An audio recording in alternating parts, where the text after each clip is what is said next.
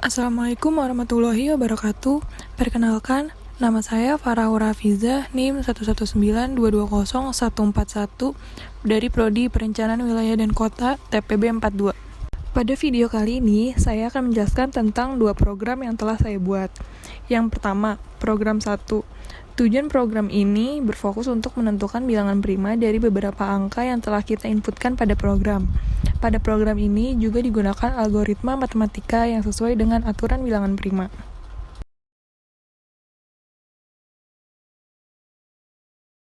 Di sini kita dapat melihat codingannya untuk mencari bilangan prima. Pertama, kita mendeklarasikan library IOStream.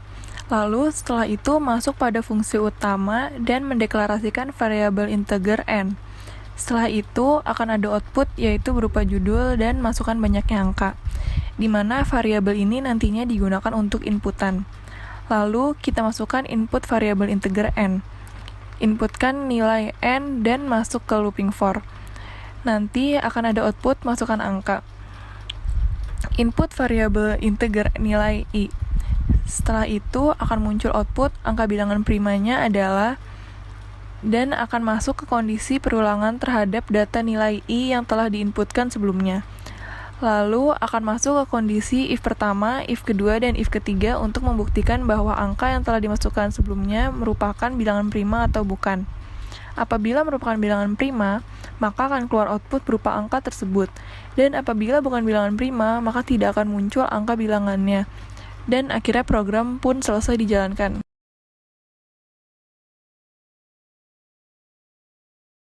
Berikut ini merupakan flowchart dari codingan sebelumnya untuk menentukan bilangan prima.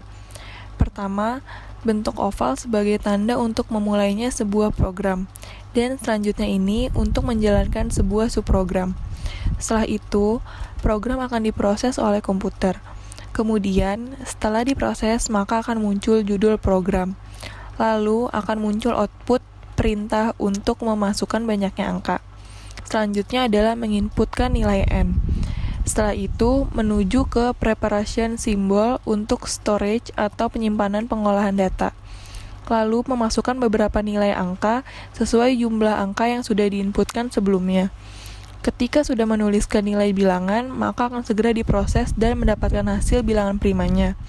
Setelah itu muncul output angka bilangan primanya adalah pada saat yang bersamaan, integer check di sini untuk mengetahui mana yang merupakan bilangan prima.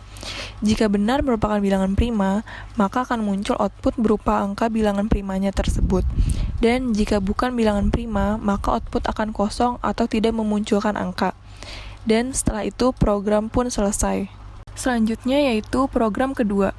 Tujuan program ini dibuat adalah untuk memudahkan penentuan sifat dari suatu rangkaian arus RLC. Pada program ini juga telah disesuaikan oleh aturan hukum dan ketentuan mengenai sifat rangkaian arus RLC yang sudah ada.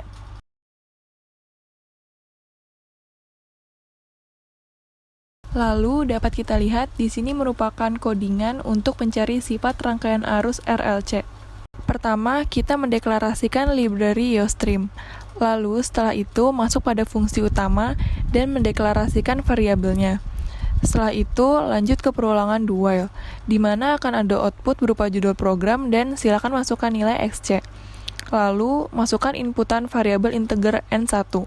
Selanjutnya akan ada output yaitu silakan masukkan nilai xl dan masukkan inputan variabel n0. Setelah itu akan masuk ke conditional if, di mana di if pertama kalau n0 lebih dari n1 maka akan keluar output rangkaian bersifat induktif.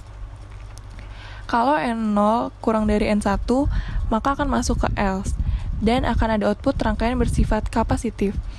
Kalau dari dua kondisi sebelumnya tidak terpenuhi, maka akan masuk ke kondisi else. Maka program akan mengeluarkan output rangkaian bersifat resistif. Jika kondisi sudah terpenuhi, akan keluar output program selesai, silakan ketik Y atau T. Lalu akan dicek di while di mana kondisinya kalau menu Y, maka program akan melakukan perulangan dengan memberikan pertanyaan seperti di awal. Kalau jawabannya T, maka akan keluar output terima kasih sudah mencoba dan akhirnya program pun selesai dijalankan.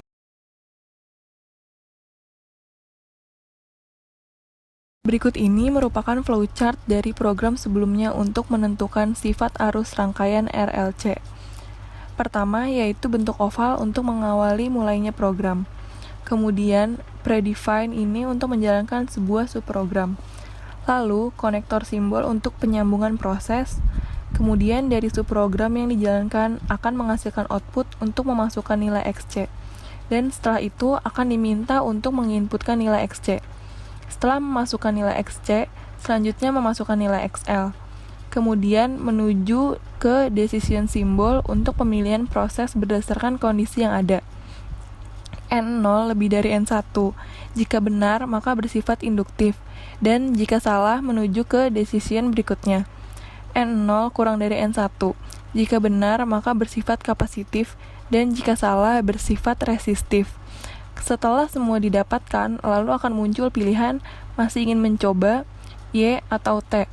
Jika menginputkan Y, maka program akan memulai dari awal lagi. Dan jika menginputkan T, maka program akan memunculkan output terima kasih sudah mencoba. Setelah itu, program telah selesai. Nah, alasan saya memilih kedua program tersebut karena saya cukup paham dengan materi pada mata pelajaran yang saya ambil untuk dijadikan sebuah program.